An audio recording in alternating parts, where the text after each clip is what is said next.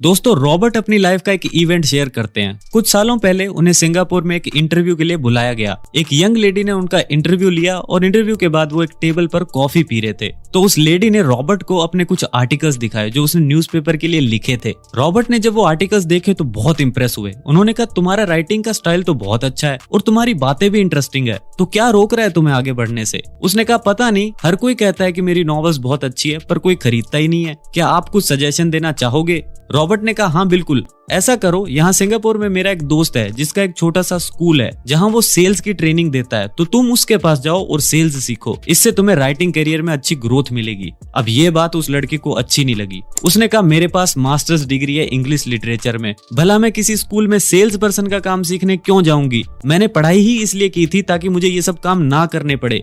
उस वक्त टेबल पर रॉबर्ट की एक बेस्ट सेलिंग बुक पड़ी थी, तो उन्होंने बुक पर फिंगर पॉइंट करते हुए उस लड़की से कहा कि देखो इस बुक पर क्या लिखा है। उसने कहा, क्या? रॉबर्ट ने कहा, इस पे लिखा है best selling author, not best writing author.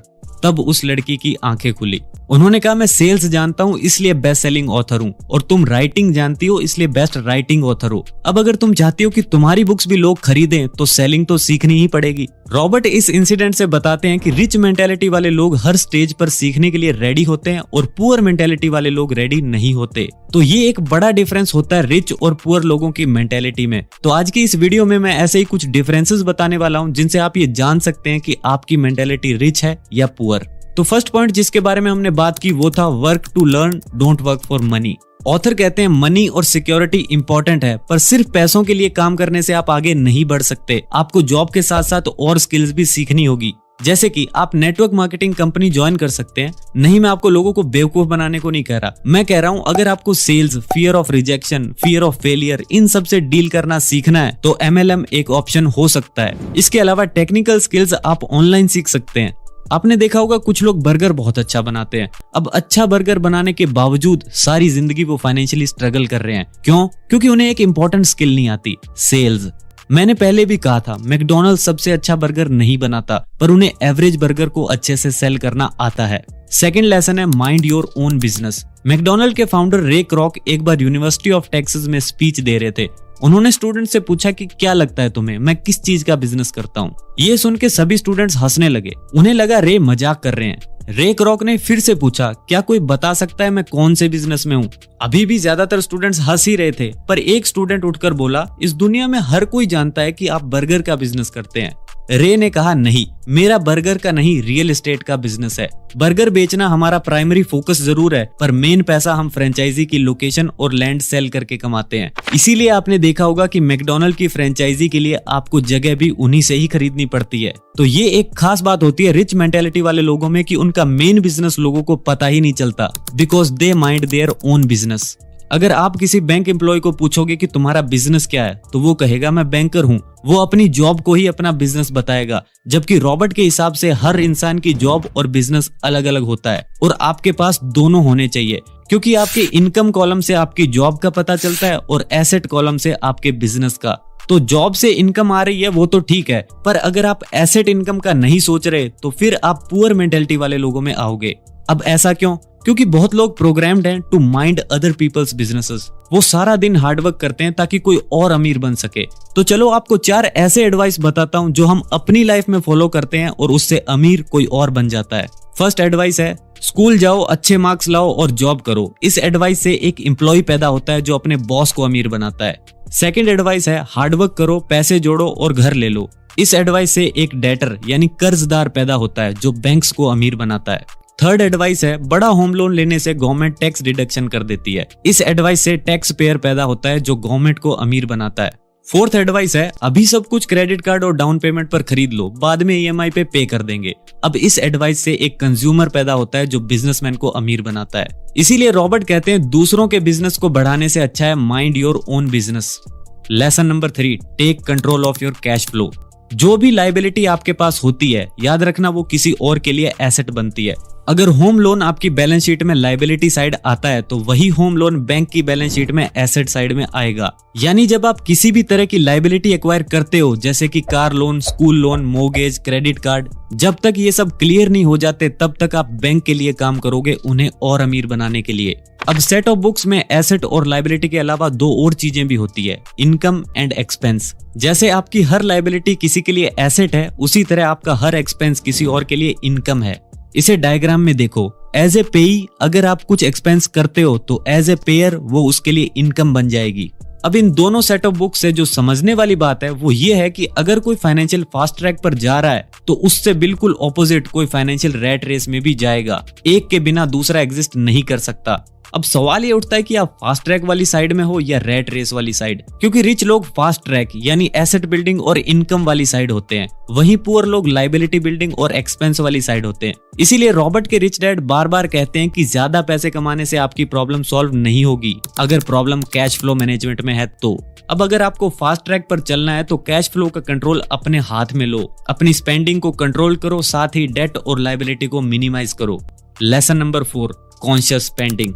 आपको पता है कि किसी के शूज और बेल्ट से उनकी स्पेंडिंग हैबिट्स का पता लगाया जा सकता है, किसी की ईटिंग हैबिट से उसके कैरेक्टर का पता लगाया जा सकता है। लेट्स से एक इंसान है जो अपना पूरा फूड फिनिश करता है, वहीं एक दूसरा इंसान है जो खाने से ज्यादा वेस्ट कर देता है। अब ये जो सेकंड वाला इंसान है ये पहले वाले से कम डेडिकेटेड और कम रिस्पॉन्सिबल है। आजकल डेडिकेटेड लोग आपको बहुत कम देखने को मिलेंगे। आज हम लोग व्हीकल से महंगे सेलफोन खरीद लेते हैं, शूज कई बार इतने महंगे होते हैं कि उतने में हमारे ग्रैंड पेरेंट्स कार खरीद लेते। हम बहुत बार महंगी चीजें खरीद लेते हैं और बाद में बिल्स देखकर रिग्रेट करते हैं। इसी को अनकॉन्शियस स्पेंडिंग कहते हैं। अब इस अनकॉन्शियस स्पेंडिंग का एक बड़ा रीजन है हमारे फ्रेंड्स। हमारा फ्रेंड सर्कल हमारी स्पेंडिंग हैबिट्स को डायरेक्टली अफेक्ट करता है। आप किसी रैंडम ग्रुप ऑफ फ्रेंड्स को देख लो, वो ऑलमोस्ट सिमिलर ब्रांड्स के क्लोथ्स पहनते हैं, इवन अगर उनका इनकम लेवल डिफरेंट है तो भी। अब ये सब कॉन्शियस लेवल पर होता है। इनविजिबली वो हमें पुश करते हैं बिना सोचे समझे खर्च करने के लिए। एग्जाम्पल से समझते हैं। एक बार ऑथर अपने 2 फ्रेंड्स के साथ डिनर पर थे, तो उनमें से एक के पास नया आईफोन था और दूसरी के पास पुराना। तो जैसे ही उसने अपना पुराना आईफोन निकाला, पहली वाली ने तुरंत कहा, क्या कुछ प्रॉब्लम है तुम्हें? तुमने अभी भी पुराना आईफोन ले रखा है। समझ रहे हो उसके कहने का मतलब? अगर पुराना आईफोन है तो जरूर तुम किसी प्रॉब्लम में हो। यानी आपको नए फोन की जरूरत है या नहीं ये इंपॉर्टेंट ही नहीं है, बट इंपॉर्टेंस देनी पड़ेगी कॉन्शियस स्पेंडिंग को। आपको चूज करना पड़ेगा कि पैसा किस चीज पर स्पेंड करना है। उसके लिए आप सिंपल रिच लोगों का प्लान फॉलो कर सकते हैं, जो कहता है सेविंग करो, इन्वेस्टिंग करो और जो बच जाए उसे स्पेंड करो। इससे आपके स्पेंडिंग डिसीजंस क्लियर हो जाएंगे।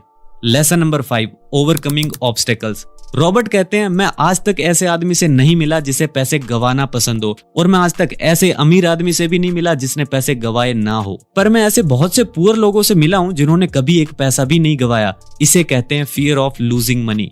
अब ये पैसे गंवाने का डर अमीर और गरीब दोनों में होता है, पर डर प्रॉब्लम नहीं है, आप उस डर को हैंडल कैसे करते हैं वो प्रॉब्लम है। एक रिच माइंडसेट वाला इंसान अपने डर को मैनेज करके इन्वेस्टमेंट्स करता है, और वहीं पुअर माइंडसेट वाला इंसान डर को मैनेज नहीं कर पाता और इसीलिए उसकी कोई इन्वेस्टमेंट्स नहीं होती। रिच डैड कहते हैं कि एक बड़ा रीजन फाइनेंशियली सक्सेसफुल ना होने का ये भी है कि लोग बहुत ज्यादा सेफ खेलते हैं। पता है, ज्यादातर वही लोग पैसा गंवाते हैं जो गंवाना नहीं चाहते। नहीं समझे? समझाता हूँ। पैसा ना गंवाने के चक्कर में हम बड़ी कार, बड़े घर ये सब खरीदते हैं, इन्वेस्टमेंट्स करते नहीं हैं, जिससे अल्टीमेटली हम लॉन्ग टर्म में पैसा गंवाते हैं। बहुत से लोगों का अगर आप पोर्टफोलियो देखोगे तो वो थोड़े बहुत पैसे म्यूचुअल फंड्स में इन्वेस्ट करते हैं, 1-2 स्टॉक्स खरीद लेते हैं एंड दैट्स इट। अब अगर आपका पर्पस सेफ्टी है तो ये पोर्टफोलियो ठीक है, बट अगर आपकी एज और पैसे दोनों ही कम है तो सेफ्टी और बैलेंस्ड लाइफ की तरफ मत जाओ, थोड़ा अनबैलेंस्ड चलो। आप किसी भी सक्सेसफुल इंसान को उठा लो, शुरू में वो बैलेंस्ड नहीं थे। बैलेंस्ड इंसान कहीं नहीं पहुंचता क्योंकि वो प्रोग्रेस ही नहीं करता।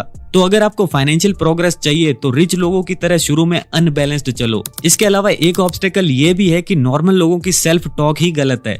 आपने सुना होगा, लोग कहते हैं मैं ये चीज 7 जन्म में भी नहीं खरीद सकता, ये तो बहुत महंगा है, ये तो औकात के ही बाहर है। ये सब बोलना बंद करो, क्योंकि हमारा सबकॉन्शियस माइंड इन वर्ड्स को कमांड की तरह एक्सेप्ट करता है और फिर उन्हें रियलिटी बनाने में लग जाता है।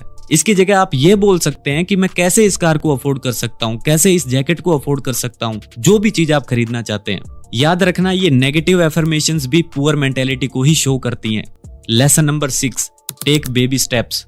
किसी महान इंसान ने कहा है कि दौड़ने से पहले चलना जरूरी है, और उससे भी महान इंसान ने कहा है कि चलने से भी पहले एक बेबी स्टेप लेना जरूरी है। लॉन्ग टर्म फाइनेंशियल सक्सेस के लिए कुछ बहुत बड़ा करने की जरूरत नहीं है, आपको बस बहुत सालों तक सही डायरेक्शन में मूव करना है। कोई भी सिचुएशन हो, आपको बेबी स्टेप्स ही लेने हैं। अब ये इजी नहीं होगा, क्योंकि जरा सोचो, अगर कोई कर्ज की खाई में है जहां उसे लैडर की जरूरत है, वहां अगर कोई बेबी स्टेप लेने को कहे तो अजीब तो लगेगा ही, पर यही सही तरीका है। अब अगर किसी को बेबी स्टेप नहीं लेने और रातों रात अमीर बनना है, तो शहर में लॉटरी की दुकान तो होगी, जाओ और खरीदो। मैं इस पॉइंट में यही कहना चाहता हूं कि जितने भी फाइनेंशियली सक्सेसफुल लोग हैं, वो गेट रिच क्विक स्कीम्स के पीछे नहीं भागते।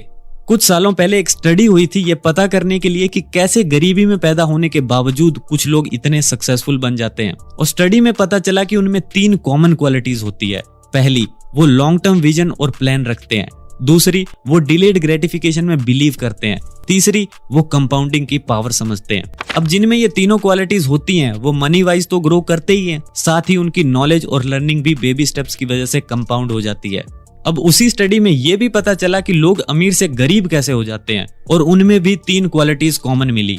पहली, उनका विजन शॉर्ट टर्म होता है। दूसरी, उन्हें इमीडिएट ग्रेटिफिकेशन चाहिए होती है। तीसरी, वो कंपाउंडिंग की पावर को नहीं समझते।